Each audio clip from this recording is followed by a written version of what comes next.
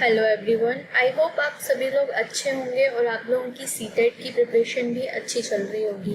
Welcome back to my channel. आज के video में मैं आपके साथ सीटेट दिसंबर 2021 में जो क्वेश्चन पेपर पूछा गया था उसके मैथ्स के क्वेश्चंस आप लोगों के साथ डिस्कस करूंगी। तो आज की वीडियो में मैं जितने भी क्वेश्चंस पूछे गए थे मैथमेटिक्स सेक्शन से उनके सॉल्यूशन और एक्सप्लेनेशन आप लोगों के साथ डिस्कस करूंगी। तो चलिए स्टार्ट करते हैं। फर्स्ट क्वेश्चन हमसे पूछा गया था, आपको एक क्वेश्चन गिवन था, उसकी वैल्यू पूछी गई थी। तो ये तो बहुत सिंपल क्वेश्चन था, डेसिमल वाले डिजिट्स दिए हुए थे, आपको डेसिमल से मूव करना था, मल्टीप्लाई करके डिवाइड करके एडिशन करना था। तो चलिए इसको डिस्कस करते हैं। क्वेश्चन हमसे पूछा गया था 101.01 multiplied by 0.01 divided by 3.367 plus 3.96 divided by 0.8। तो इसको आपको सॉल्व करना था। ट्रिक से भी आप सॉल्व कर सकते हैं, आप डेसिमल रिमूव करके सॉल्व करेंगे तो ज़्यादा इजी पड़ेगा। यहाँ पर मैंने ऊपर नीचे जो भी डिजिट्स गिवन थी उनके डेसिमल्स हटा के 0 से मल्टीप्लाई करके क्रॉस मल्टीप्लिकेशन किया हुआ है। इसका करेक्ट आंसर है 5.25। आप लोग जब इसको सॉल्व करेंगे तो आपको ज़्यादा अच्छे से क्लियर होगा। नेक्स्ट क्वेश्चन फिर से हमको कैलकुलेशन बेस्ड पे पूछा गया था। -3/2 की पावर -3 डिवाइडेड बाय x, 9/4 की पावर -2। फिर पूछा गया था 2x + 5 की पावर -1 की वैल्यू क्या होगी। बेसिकली इसमें पहले हमको निकालना था x की वैल्यू। अब हम x की वैल्यू कैसे निकालेंगे, फर्स्ट इक्वेशन से। फर्स्ट इक्वेशन गिवन है -3/2 की पावर -3। पावर हमको दी है -3, अगर हम इसको प्लस में कन्वर्ट करेंगे तो ये जो हमारी डिजिट है वो इसकी क्या हो जाएगी, रेसिप्रोकल हो जाएगी। तो ये हो जाएगा -2/3 की पावर 3। फिर डिवाइड करना था x से, यहाँ पे भी हमको गिवन है -2 पावर में है, तो अगर इसको हम रेसिप्रोकल करते हैं 9/4 का होगा 4/9, तो ये जो पावर है वो पॉजिटिव हो जाएगी। तो 4/9 का स्क्वायर हम करेंगे तो आएगा 16/81। -3/2 की पावर -3 है, इसको हमने रिवर्स किया तो आया 2/3 की पावर 3 -x। तो इसको इक्वलाइज किया, x की वैल्यू निकल के आई है हमारी -3/2। अब इस x की वैल्यू को हमको इक्वेशन में पुट करना है। इक्वेशन क्या है हमारी, 2x + 5 की पावर -1। इसमें अगर हम x की वैल्यू पुट करते हैं तो आंसर क्या आएगा हमारा, 2 × -3 डिवाइडेड बाई 2 + 5 की पावर -1। मतलब लास्ट में इसका भी हमको रेसिप्रोकल करना है। तो 2 से 2 आपका कैंसिल, -3 + 5 आएगा 2 की पावर -1 है। अब -1 को अगर हमको +1 में कन्वर्ट करना है तो हो जाएगा 1/2। तो इसका करेक्ट आंसर होगा आपका 1/2।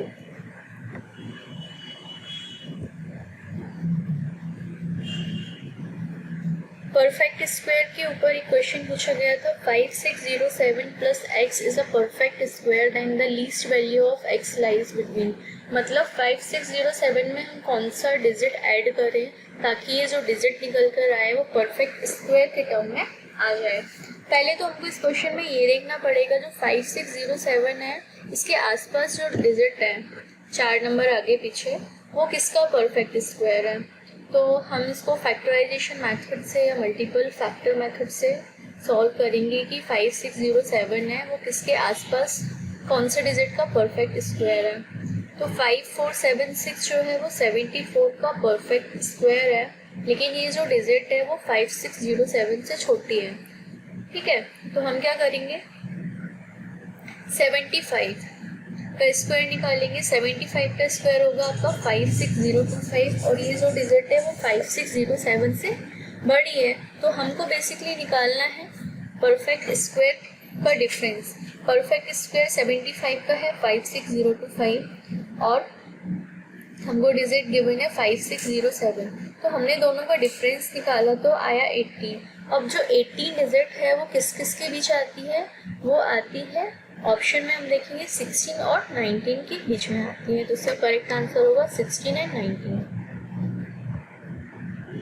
नेक्स्ट क्वेश्चन पूछा गया था which of the following is not true. हमको जो ऑप्शंस गिवन है इसमें से कौन सा सही नहीं है। Multiplication is associative for integers, हाँ ये होता है। Division is associative for integers, ये भी होता है। 5/9 is a multiplicative inverse of इतना rational numbers between -7, 10 and -3/5 is 5/8। तो हमको प्रॉपर्टीज से वेरीफाई करना है चारों ऑप्शंस को कि कौन सा वाला स्टेटमेंट करेक्ट है। Division is associative property of integers, सही है। इंटीजर्स में मल्टीप्लिकेशन होता है, एडिशन होता है, सब्सट्रैक्शन होता है, लेकिन डिवीजन नहीं होता है। तो चलिए इसको चेक कर लेते हैं। तो अगर हम इंटीजर्स की प्रॉपर्टी की बात करें तो इसका करेक्ट आंसर है, इसमें पूछा था कौन सा सही नहीं है, तो इसका आंसर होगा division is associative for integers. ये बात गलत है और इसका करेक्ट आंसर है सेकेंड। नेक्स्ट क्वेश्चन की तरफ चलते हैं। फिर से हमको एक क्वेश्चन दिया हुआ तो हमको इसको सॉल्व करना था। -3/4 मल्टीप्लाइड बाय ब्रैकेट के अंदर 2/3 plus -5/6 bracket close divided by -2/3 multiplied by 3/5 plus 5/2 -3/5 into 1/6। तो इसमें हमको बेसिकली नॉर्मल जो भी हम सॉल्व करते हैं मैथ्स की प्रॉब्लम्स को, वो प्रॉपर्टीज लगानी है। जैसे गिवन है -3/4, ये तो ब्रैकेट के बाहर है और बीच में मल्टीप्लिकेशन का साइन है। अब ब्रैकेट के अंदर की चीज़ें हम पहले सॉल्व करेंगे। तो 2/3 प्लस ब्रैकेट के अंदर -5/6 का ब्रैकेट ओपन होगा तो प्लस माइनस का हो जाएगा माइनस, ठीक है। 3 और 6 का हम एलसीएम लेंगे तो आएगा 6। तो 3 2 जा 6 और 2 2 जा 4 माइनस 6 1 जा 6 5। नीचे हम सॉल्व करेंगे, मल्टीप्लिकेशन में चीज़ें थी तो हो गया 2 3 जा 6 माइनस 3 5 जा 15 प्लस 5/2 माइनस फिर से मल्टीप्लिकेशन वाली 2 डिजिट थी, फ्रैक्शन थे 3/5 मल्टीप्लाइड बाय 1/6। तो ये मल्टीप्लिकेशन के बाद हो जाएगा 3/30। फिर हमने क्या किया, इसको आगे सॉल्व किया। 4 - 5 हो जाएगा आपका -1 डिवाइडेड बाय 6। तो ये हो जाएगा आपका -1 डिवाइडेड बाय 6। तो हो गया आपका ऊपर हो जाएगा 3 और ये मल्टीप्लिकेशन में है, हमने मल्टीप्लाई किया हुआ है तो ये हो जाएगा 24 और ये हो जाएगा प्लस का क्योंकि इधर आएगा -1। नीचे हम सॉल्व करेंगे -6 डिवाइडेड बाय 15 प्लस 5/2 -30। तो हमने क्या लिया 15 2 एंड 30, इसका ले लिया एलसीएम। तो एलसीएम आया 30, 15 2 जा 30 एंड 2 6 जा 12 माइनस का बीच में साइन है प्लस। तो 15 जा 30 एंड 15 5 जा 75 माइनस 31 जा 30, इधर आ गया 3। तो ऊपर हो गया हमारा 1/8, नीचे हो गया हमारा, इसको हमने क्या किया ऐड करके फिर माइनस किया है तो ये हो गया हमारा 60/30। तो अगर जब हम इसको ऊपर लेके जाएंगे तो कितना हो जाएगा 1/8 और ये वाला जो फ्रैक्शन है ऊपर जाके रेसिप्रोकल हो जाएगा 30/60। तो आंसर आ गया हमारा 1/16। अब इसका रेसिप्रोकल हमसे क्वेश्चन में पूछा गया तो इसका करेक्ट आंसर है 16। नेक्स्ट क्वेश्चन हमसे पूछा गया था हरी परचेज 2 वॉचेस फॉर ₹2500 ईच। मतलब हरी 2 वॉच खरीदता है, एक वॉच है 2500 रुपये की। तो दोनों वॉच का हमारा कॉस्ट प्राइस क्या हो जाएगा 2500 इंटू 2। तो 5000 की वो 2 वॉच खरीदता है, ये तो हमको क्लियर है। फिर बोलता है ही sold them gaining 5% on one and having loss of 4% on other.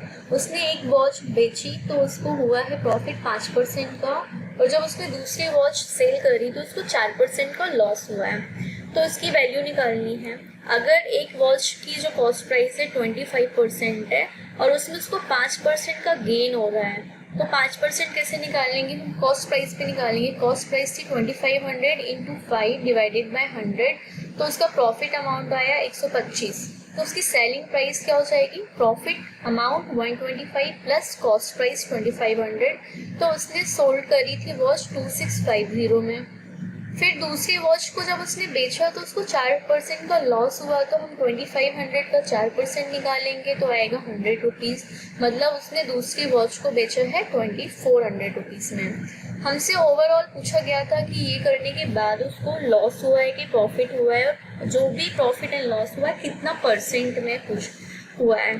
तो हमने देख लिया कि कॉस्ट प्राइस थी 2 वॉचेस की 5000, एक को बेचा उसने 2650 में, दूसरे को 2400 में। तो टोटल उसकी जो सेलिंग वैल्यू है वो है 505, परचेज वैल्यू थी 5000। तो हमको साफ साफ दिख रहा है 25 रुपये का यहाँ पर गेन है, तो 25 रुपीज़ का उसको टोटल गेन हुआ है। तो अब इसका परसेंट निकाल लेते हैं, 25 इंटू 100/25, तो 1% का उसको क्या हो रहा है, गेन हो रहा है। आपका आंसर है 1%। नेक्स्ट क्वेश्चन था हमारा, फिर से हमको सॉल्व करना था काटा पीटी करके। 3x/4 माइनस 5y/6 का square minus 3x/4 plus 5y/6 का स्क्वायर इक्वल्स टू, हमने बचपन में ये पढ़ा हुआ था a प्लस बी का whole square a minus B का होल स्क्वायर। तो हमने टर्म्स को डिवाइड कर दिया, फर्स्ट टर्म को हमने a माना, सेकेंड टर्म को हमने b माना, और इसमें फॉर्मूला लगा दिया। जैसे हमारा ए माइनस बी का होल स्क्वायर क्या होता है, ए प्लस बी ए माइनस बी होता है, ठीक है। तो हमने उसी प्रॉपर्टी का यहाँ पर यूज़ किया है और उसको एक्सपेंड किया है, उसके बाद एलसीएम लेकर काटा पीटी करी है। तो हमारा काटा पीटी करने के बाद जो आंसर आया है -5x/2। आप लोग प्रॉपर्टी यूज़ करें, खुद से सॉल्व करें, सॉल्यूशन समझ में ना आए तो वीडियो में जो सॉल्यूशन गिवन है उसको एक बार फिर से ट्राई करें, क्योंकि ये लेंथी है, आप कहीं पे भी अटकते हैं तो सॉल्यूशन देख सकते हैं। नेक्स्ट क्वेश्चन फिर से हमसे वही पूछा गया था कि एक्सप्रेशन आपको गिवन है अलजेब्रिक, अगर आप इसको एक्सपेंड करके मल्टीपल फैक्टर के फॉर्म में लेकर आते हो तो रिजल्टेड आंसर क्या होगा। तो ऊपर जो हमको एक्सप्रेशन दिया हुआ था x² माइनस 2x माइनस 15, इसको हम ब्रेक करके क्या लिख सकते हैं।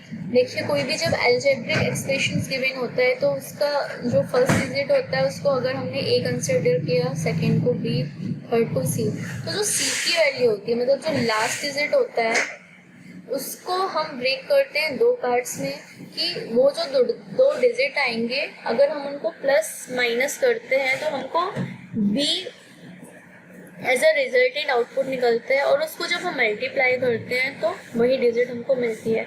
जैसे यहाँ पे लिखा हुआ है 15 और यहाँ पे लिखा हुआ है 2, तो हमको ऐसे दो डिजिट चूज करना है जिनको हम प्लस या माइनस करें तो 2 आए और मल्टीप्लाई करें तो 15 आए। तो 15 के मल्टीपल फैक्टर हमको पता है 5 और 3 होंगे, और 5 में से 3 को माइनस करेंगे तो 2 आएगा। तो हमने उसको यहाँ पे लिख दिया x² minus 5x minus 3x minus 15। तो फिर हमने यहाँ से x को कॉमन ले लिया तो बचा x माइनस 5, यहाँ से हमने 3 को कॉमन ले लिया तो फिर बचा x माइनस 3। तो हमारे जो मल्टीपल फैक्टर निकल कर आए वो निकला x minus 5 and x plus 3। वैसे ही हमको सॉल्व करना है नीचे वाली डिजिट जो हमको एक्सप्रेशन गिवन है x² प्लस 8x प्लस 15। फिर से हमको यहाँ पे 15 दिख रहा है तो हमने इसको ब्रेक कर लिया 5 एंड 3 में, 3 5 का 15, ठीक है। फिर हमको साइड में एक एक्सप्रेशन गिवन है x² माइनस 4x माइनस 5, उसके साथ भी हमको सेम ट्रीटमेंट करना है। तो जो भी कॉमन मल्टीपल फैक्टर होगा ऊपर नीचे और डिवीज़न में होगा तो वो कट हो जाएगा।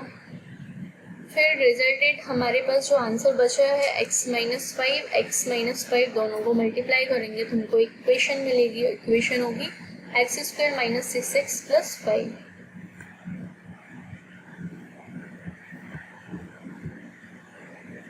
अगेन हमको वैल्यू पूछा गया है कि 3x प्लस 7/4 की वैल्यू क्या होगी। सबसे पहले तो हमको ये जो एक्सप्रेशन गिवन है इक्वेशन, उसको सॉल्व करना पड़ेगा। तो चलिए इसको सॉल्व करते हैं। देखिए, पहले हमारा रूल क्या है कि हमको ब्रैकेट को ओपन करना है। तो यहाँ से ब्रैकेट ओपन होगा तो 3 मल्टीप्लिकेशन में है तो 3 5 का 15x प्लस 3 7 से 21, then 4x minus 52 equals to 25x minus 7। तो हमने क्या किया, 15x में 4x को ऐड किया तो आया 19x, माइनस 52 में प्लस 21 किया तो माइनस 31 आया। Equals to 25x minus 7। फिर हम क्या करेंगे, ट्रांसपोजिशन करेंगे, x वाले जो वेरिएबल टर्म्स हैं उनको एक साइड और जो नॉर्मल डिजिट है उनको एक साइड रखेंगे। तो 19x 25 इस साइड आएगा तो माइनस का साइन लग जाएगा, 19x minus 25 equals to minus 7। अब ये माइनस 31 है, ट्रांसपोजिशन होगा तो ये प्लस में कन्वर्ट हो जाएगा, प्लस 31 हो जाएगा। माइनस 6 इक्वल्स टू 24, x की वैल्यू हो जाएगी 24/6, तो रिजल्टेंट आंसर हमारा होगा -4। अब x की जो वैल्यू आई है -4, इसको आपको पुट करना है 3x + 7/4 में। तो x की जगह हमने -4 रखा, 3 4 12 माइनस का प्लस 7/4, -12 + 7, जो भी डिजिट बड़ी होती है उसके सामने जो भी सिंबल होता है, प्लस का हो या माइनस का हो, वो रिजल्टेंट सिंबल होता है, ठीक है। तो -12 + 7 करेंगे तो आएगा -5/4, तो करेक्ट आंसर है आपका -5/4। नेक्स्ट क्वेश्चन था हमारा, m की वैल्यू गिवन है, n की वैल्यू गिवन है, तो दोनों m माइनस n की वैल्यू क्या होगी। सबसे पहले तो हमको ये करना है कि 3x + 4y 2x minus 3y, इनका ब्रैकेट ओपन करेंगे तो हमको एक इक्वेशन मिलेगी। तो हमने ब्रैकेट ओपन किए तो हमको एक रिजल्टेड इक्वेशन मिली, 6x² + 9xy + 8xy + 12x² minus 3x² + 5y। हमने क्या किया है, ये जो फर्स्ट टर्म गिवन था इसका ब्रैकेट ओपन किया है, फिर उसमें से ये वाले ब्रैकेट को ओपन करके दोनों को माइनस करना है। तो ये तो फर्स्ट इक्वेशन को ओपन करने पे मिल रहा है और ये वाला जो है सेकेंड इक्वेशन को ओपन करने के बाद मिल रहा है। फिर दोनों को हमको माइनस करना था। फिर हमसे क्या पूछा गया था कि xy जो इक्वेशन में टर्म आएगा उसका कोफिशिएंट क्या होगा। तो हमने सॉल्व किया, उसके बाद हमको देखा कि 15xy हमको यहाँ पर दिख रहा है और xy का कोफिशिएंट मतलब xy के सामने कौन सी डिजिट लिखी हुई है, तो डिजिट है 15, तो इसका करेक्ट आंसर होगा 15। Two dice are thrown simultaneously. What is the probability that the sum of the numbers appearing on their top is at least 9? हम दो डाइस को एक साथ फेंक रहे हैं हवा में और हम सोच रहे हैं कि उनका जो आउटकम आए तो वो क्या हो, 9। तो अगर हम दो डाइस को एक साथ फेंकेंगे तो 9 आने के फेवरेबल आउटकम्स क्या होंगे। एक में 5 आएगा और दूसरे में 4 आएगा, तब वो सम क्या होगा, 9 होगा। या एक में 4 आ गया दूसरे में 5 आ गया, तब भी सम 9 होगा। 6 + 3 9 या 3 + 6 9। तो फेवरेबल आउटकम्स हमारे हैं 4। और दो डाइस को अगर हम एक साथ उछालेंगे तो नंबर ऑफ आइटम्स कितने होंगे, 36 होंगे। 1 डाइस में आता है 6, 2 डाइस में आएगा 36। तो हमारा प्रोबेबिलिटी का फॉर्मूला क्या होता है, favourable outcomes divided by total outcomes. Favourable outcomes हमारे 4, टोटल है 36, तो अपना आंसर आएगा 1/9।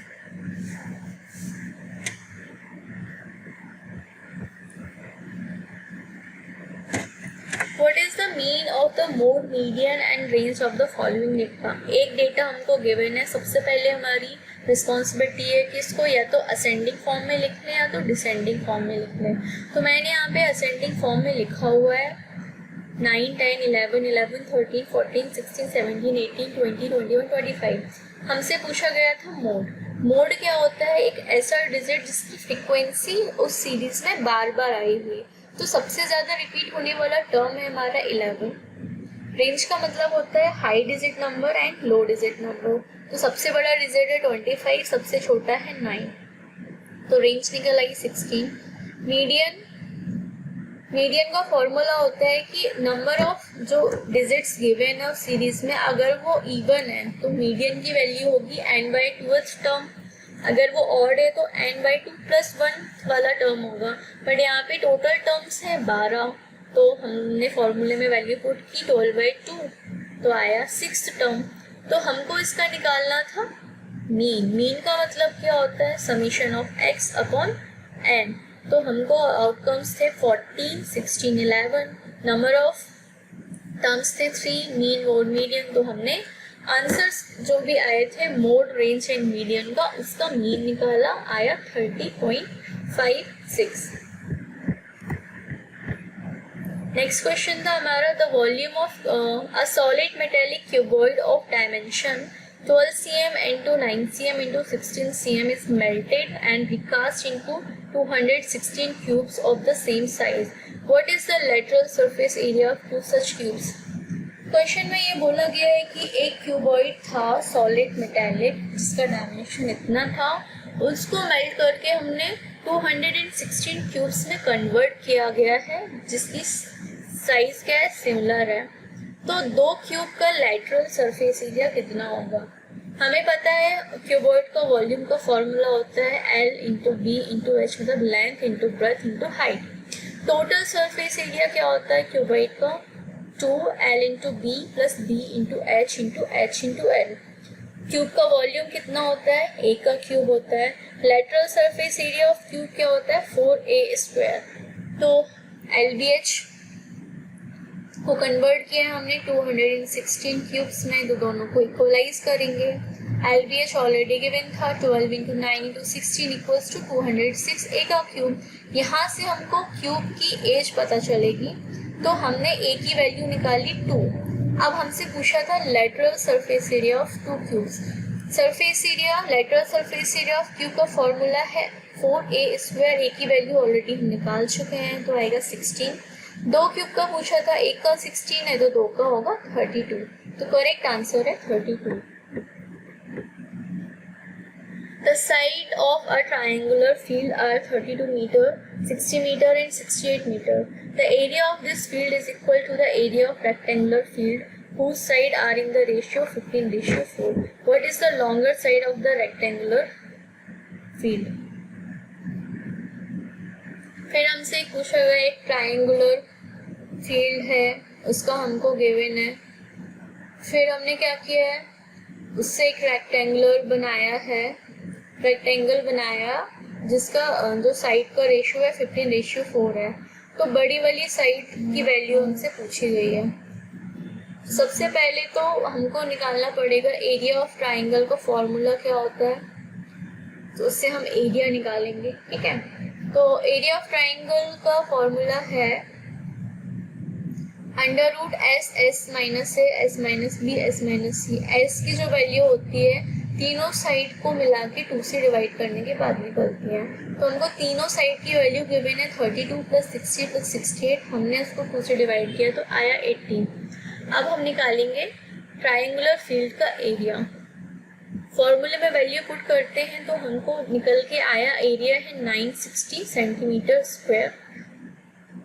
ठीक है, अब ये जो क्या था, ये बराबर था एक रेक्टेंगुलर फील्ड के साइड्स के रेशियो के बराबर में था। तो रेशियो हमको गिवन था 15:4, मतलब 15a एंड 4a इसकी साइड की वैल्यू थी। तो रेक्टेंगुलर सरफेस का जो एरिया होता है वो क्या होता है, L into B, length into breadth होता है। तो हमने 15a इंटू 4a किया इक्वल्स टू 960। यहाँ से हमको a की वैल्यू निकल के आ रही है। a की वैल्यू कितनी निकल के आई है हमारी 4। अब हमसे बड़ी साइड की वैल्यू पूछी गई थी, तो लॉन्ग साइड क्या है 15a, तो 15 इंटू 4 करेंगे तो करेक्ट आंसर आएगा 60। नेक्स्ट क्वेश्चन था, the perimeter of a rhombus is 60 centimetre and the length of its diagonal is 24 centimetre. What is the area of the rhombus? Rhombus हमको पता है जिसकी चारों साइड इक्वल होती हैं, डायगोनल एक दूसरे के परपेंडिकुलर होते हैं और डायगोनल के आमने सामने वाली जो साइड होती है वो इक्वल होती है। तो पैरामीटर ऑफ रोम्बस हमको गिवन है 60। ठीक है, तो साइड की वैल्यू क्या होगी 60/4, क्योंकि चारों साइड इक्वल है। पेरीमीटर को हम 4 से डिवाइड करेंगे तो हमारा आंसर आ जाएगा 15। मतलब ये जो वैल्यू गिवन है ये है हमारी 15, ये भी 15 है, ये भी 15 है, ये भी 15 है। अब इस वाले डायगोनल की वैल्यू है 24, मतलब यहाँ से लेके यहाँ तक की वैल्यू है 24। अगर ये दो पार्ट में यहाँ पर इंटरसेक्ट कर रहे हैं तो इसकी वैल्यू होगी 12, इसकी वैल्यू होगी 12। तो हमको पता चल गया इसकी वैल्यू है 12। अब हमको यहाँ की वैल्यू निकालनी है, दूसरे डायगोनल की वैल्यू निकालनी है। तो हम क्या करेंगे, हमने एक डायग्राम बनाया, ABCD एक रोम्बस है, BD एक डायगोनल है, CA एक डायगोनल है। BD की वैल्यू है 24, ये 12, ये 12। DO जो है वो हमारे OD के बराबर होगा। ठीक है, वैसे हमारा जो AO है वो OC के बराबर होगा। तो हमने यहाँ पर क्या किया, पाइथागोरस थ्योरम अप्लाई किया। OA का जो स्क्वायर होगा वो OB के स्क्वायर के समीशन के बराबर होगा AB के स्क्वायर के। मतलब राइट एंगल ट्राइंगल का फॉर्मूला होता है हाइपोटेन्यूस का स्क्वायर इक्वल्स टू परपेंडिकुलर का स्क्वायर प्लस बेस का स्क्वायर। अब हमको क्या क्या गिवन था, हमको AB की वैल्यू पता है 15 है, BO की वैल्यू पता है 12, हमको AO की वैल्यू निकालनी है। तो हमने पाइथागोरस इक्वेशन में फॉर्मूला फिट किया, तो हमको यहाँ से OA की वैल्यू निकल के आई। OA की वैल्यू है 9 और हमको पता है OA इक्वल्स टू क्या है, OC के बराबर है, तो इसकी भी वैल्यू होगी 9। तो टोटल डायगोनल की वैल्यू कितनी होगी, 9 + 9 18। अब हमको एरिया ऑफ रोम्बस पूछा गया था। रोम्बस के एरिया का फॉर्मूला होता है 1/2 diagonal 1 multiplied by diagonal 2। Diagonal 1 की वैल्यू ऑलरेडी गिवन थी 24, डायगोनल 2 की वैल्यू हमने अभी निकाली है 80। दोनों को हमने मल्टीप्लाई किया, काटा पीटी कर दी, तो आंसर कितना आया, 216। तो इसका करेक्ट आंसर है 216। नेक्स्ट क्वेश्चन पूछा गया था हमसे, if x, y and z are respectively the number of faces, vertices and edges of a pentagonal pyramid, then the value of x plus 3y minus 2z will be। पहले तो हमको ये पता होना चाहिए कि पेंटागोनल पिरामिड होता है, उसमें कितने फेसेस होते हैं, 6 फेसेस होते हैं, 5 ट्राइंगल होते हैं और एक पेंटागन होता है। स्टार आप लोगों ने बनाया होगा तो सामने से ऐसा ही दिखता है। एजेस होती है उसमें 10, वर्टिसेस होते हैं उसमें 6। तो हमको बस क्या करना था, ये वैल्यू अगर हमको पता है पेंटागोनल पिरामिड में कौन सी चीज़ कितनी होती है, तो डायरेक्ट हम फॉर्मूले में वैल्यू पुट करेंगे। x की जगह हमने रख दिया फेस की वैल्यू, y की जगह हमने रख दिया वर्टाइसेस की वैल्यू एंड एजेस की जगह हमने 10 रख दिया। तो आंसर आया 4। इसका करेक्ट आंसर है 4। ये याद करने वाली चीज़ है कि शेप में कितने फेसेस एजेस होती हैं। ठीक है, नेक्स्ट क्वेश्चन हमसे पूछा गया था, x and y are two complementary angles such that their difference is equals to 10 degree. If x is greater than y, then the value of 2y minus 20 degree will be what? हमको पता है कि जो भी we know that sum of the measures of two complementary angles, दो जो complementary angles होते हैं उनका सम क्या होता है, 90 डिग्री होता है। तो हमको गिवन है x प्लस वाई की वैल्यू है 90 और हमको डिफरेंस भी गिवन है x माइनस वाई की वैल्यू है 10। तो दोनों इक्वेशन को हमने ऐड किया तो 2x की वैल्यू आई 100, x की वैल्यू आई 50। x की वैल्यू 50 है तो y की वैल्यू होगी 90 माइनस 50 इक्वल्स टू 40। फिर हमको 2y माइनस 20 में y की वैल्यू पुट करनी है, आपका आंसर आ जाएगा 60 डिग्री।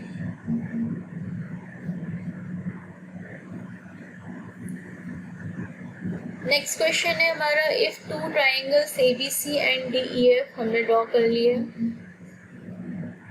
AB की वैल्यू 4.5, AC की वैल्यू 4 सेंटीमीटर, ये सारी चीज़ें जो हमको गिवन थी, एंगल है 55, DE 4 सेंटीमीटर एंड सारी चीज़ें। DE हमको गिवन है 4 सेंटीमीटर, AC हमको गिवन था 4, AB हमको गिवन था 4.5। देन कौन सी चीज़ें सही हैं, ABC एंड DEF में अगर हम देखें, जो AB की वैल्यू है